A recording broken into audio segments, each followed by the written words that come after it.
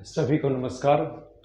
आज हम इस कक्षा में करेंगे जो घेरण संहिता में धोती क्रिया है या नीति नोली जो भी है उनसे संबंधित कुछ महत्वपूर्ण प्रश्न और जो पूछे जाते हैं सभी प्रतियोगी परीक्षाएं जो योग की है उसमें। तो आइए शुरुआत करते हैं। देव देह की प्राप्ति किस धोती क्रिया के अभ्यास से होती है? तो देखिए मोस्ट इंपॉर्टेंट क्वेश्चन है ये कि देव देह का मतलब क्या है।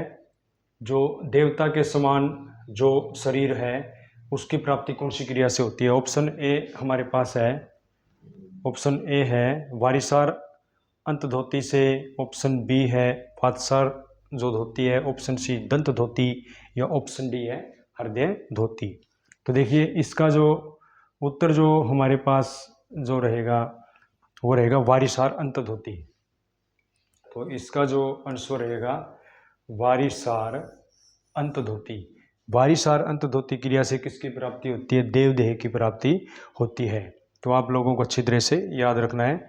और ये जो हम पढ़ रहे हैं सब कुछ ये है घेरण संहिता। घेरण संहिता पीछे की जो भी वीडियो उसमें बताया गया है कि घेरण संहिता में कितने अध्याय होते हैं? 7। तो 7 प्रकार का मतलब इसमें अध्याय हैं घेरण संहिता के।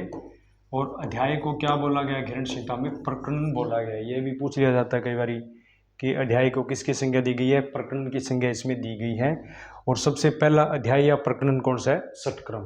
और षटक्रम भी 6 प्रकार के होते हैं घेरण संहिता में। षटक्रम भी कितने प्रकार के होते हैं?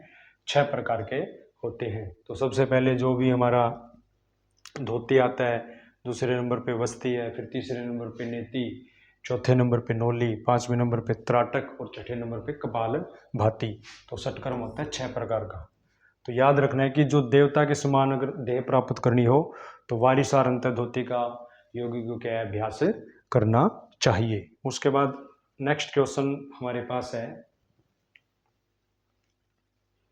मांसपेशियां मजबूत, पाचक रसों पर नियंत्रण, मानसिक रोगों में अवसाद की अंतर्मुखी अवस्था में लाभकारी धोती क्रिया है। मतलब क्रिया है का मतलब कौन सी क्रिया है? तो एक बार फिर से पढ़ेंगे क्वेश्चन को कि मांसपेशियां मजबूत करती हैं, पाचक रसों पे भी नियंत्रण रखती है ये क्रिया, मानसिक रोगों में अवसाद की अंतर्मुखी अवस्था में भी क्या होती है? लाभकारी। कौन सी धोती क्रिया है? ऑप्शन ए अग्निसार धोती अंतर्धोती क्रिया, ऑप्शन बी वातसार, ऑप्शन सी वारिसार और ऑप्शन डी है दंत धोती। तो इसका जो उत्तर रहेगा अग्निसार अंतर्धोती क्रिया। और अग्निसार अंतर्धोती क्रिया का क्या फायदा है? मांसपेशियां मजबूत होती है, पाचक रसों पर नियंत्रण होता है, मानसिक रोगों में अवसाद की अंतर्मुखी अवस्थाओं में क्या होती है? ये लाभकारी होती है। तो वो होती है अग्निसार अंतर्धोती क्रिया, जिससे क्या होती है? जठराग्नि जो होती है शरीर की क्या होती है? प्रज्वलित होती है। और वात का मतलब क्या होता है? हवा। मतलब इसमें हवा तत्व का प्रयोग करेंगे इस क्रिया में। और वारिसार, वारी का मतलब क्या होता है? जल।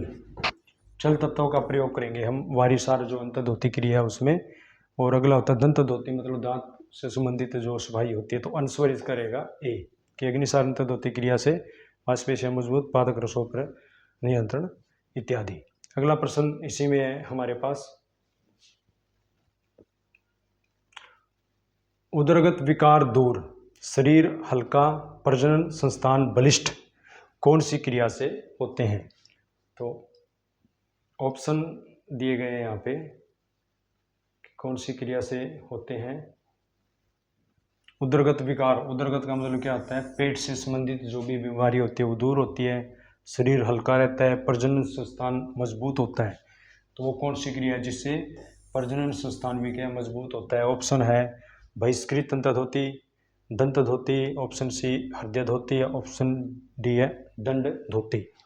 तो बहिष्कृत अंतर्धोती, तो याद रखेंगे कि जो बहिष्कृत अंतर्धोती होती है उससे क्या है? उदरगत विकार दूर होते हैं।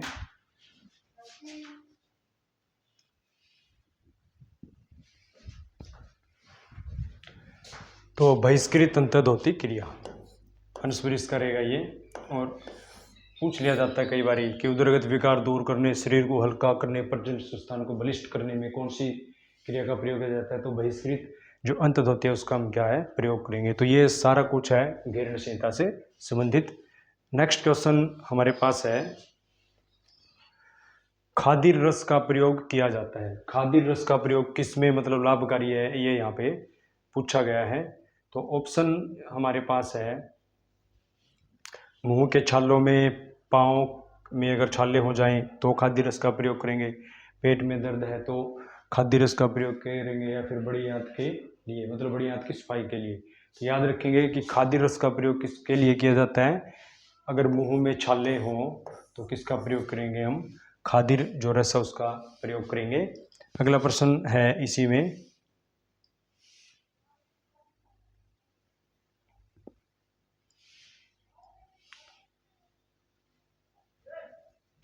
कान के छिद्रों की सफाई कौन सी क्रिया से की जाती है। तो देखिए जो कान के छिद्र हैं, कान के छिद्रों की सफाई कौन सी क्रिया से की जाती है। तो ऑप्शन हमारे पास है, कर्णरंध्र धोती से की जाती है, हृदय धोती से की जाती है, दंड धोती से की जाती है, या वमन धोती से की जाती है। तो उत्तर इसका रहेगा कर्णरंध्र जो धोती होती है। तो कान के छिद्रों की सफाई कौन सी क्रिया से की जाती है, जो कर्णरंध्र जो धोती क्रिया होती है उससे की जाती है। और कर्णरंध्र धोती क्रिया में भी दो प्रकार की होती है, इसमें क्या है, एक तो होता है बायां कान और एक होता है दायां कान। तो बायां और जो दायां कान की जो सफाई है वो कर्णरंध्र धोती क्रिया से की जाती है। उसके बाद अगला प्रश्न है, मस्तिष्क में शीतलता, मोतियाबिंद दूर व निकट दृष्टि दोष दूर होते हैं इससे। कफ दोषों में भी मतलब लाभदायक है। हाई बीपी क्रिया में भी लाभकारी क्रिया है ये। तो प्रश्न एक बार फिर से, कि मस्तिष्क में शीतलता रहती है, मोतियाबिंद दूर होता है, ध्यान से देखेंगे कि मोतियाबिंद भी दूर होता है इससे। दूर और जो निकट दृष्टि दोष मतलब आंख से संबंधित जो दूर और निकट दृष्टि दोष है वो भी दूर होते हैं। कफ दोषों का भी निवारण होता है। हाई बीपी में भी लाभकारी है। तो वो कौन सी क्रिया है, कर्णरंध्र धोती क्रिया, कपालरंध्र दंत धोती क्रिया, या हृदय धोती क्रिया। तो वो रहेगी कपालरंध्र।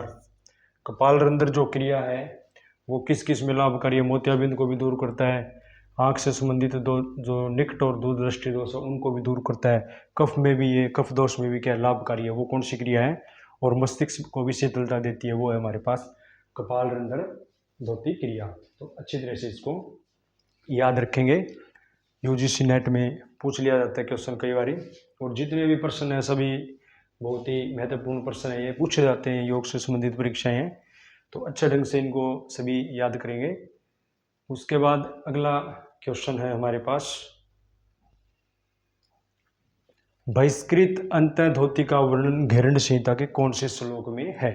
तो देखिए ये धोतियों से संबंधित प्रश्न है, पूछ लिया जाता है कई बार कि वर्णन कौन से श्लोक में है, किसका, बहिष्कृत अंतः धोती।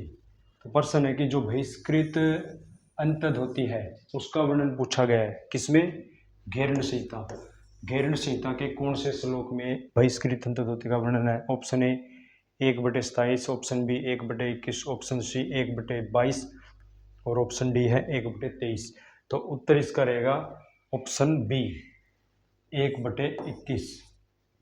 तो 1/21 का मतलब क्या है, पिछली जितनी वीडियो उसमें बताया गया है कि एक का मतलब होता है प्रथम अध्याय। तो प्रथम अध्याय कौन सा है, षटक्रम, और षटक्रम, और 21 का मतलब है 21वां श्लोक। तो पहले अध्याय का 21वां श्लोक, पहले अध्याय का 21वां श्लोक मतलब षटक्रम का जो 21वां श्लोक है उसमें किसका वर्णन है, बहिष्कृत अंतः धोती का वर्णन किया गया है।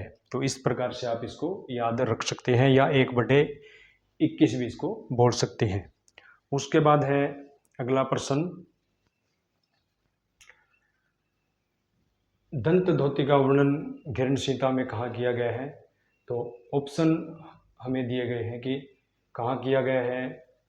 तो सबसे पहले है दंत धोती का वर्णन कहाँ किया गया, घेरंड संहिता में 1/26वें और 27वें श्लोक में, 1/27-28, 1/28-29 या 1/30-31।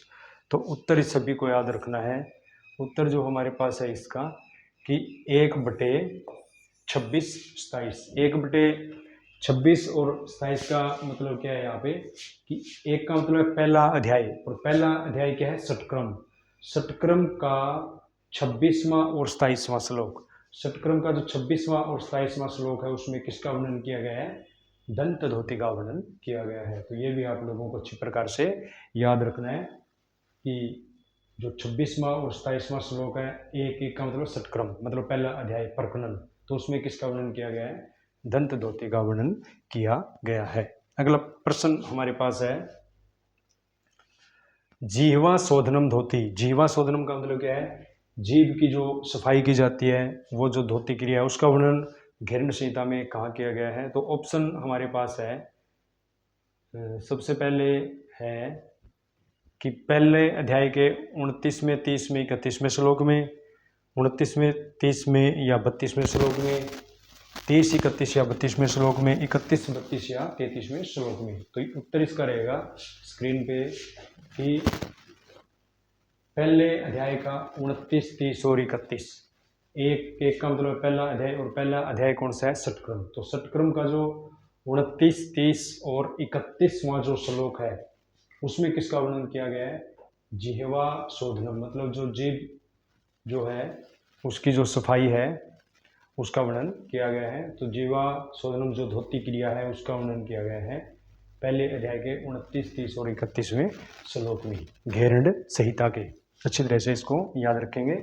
अगला प्रश्न है हमारे पास कर्णरंध्र धोती। देखिए कर्णरंध्र, कर्ण का मतलब होता है कान, रंध्र मतलब छिद्र, जो कान के छिद्र मतलब कर्णरंध्र धोती का वर्णन किया गया है। जो कान की सफाई की जाती है, दोनों छिद्रों की, बाएं और दाएं कान की जो सफाई की जाती है उसका वर्णन यहाँ पे पूछा गया है।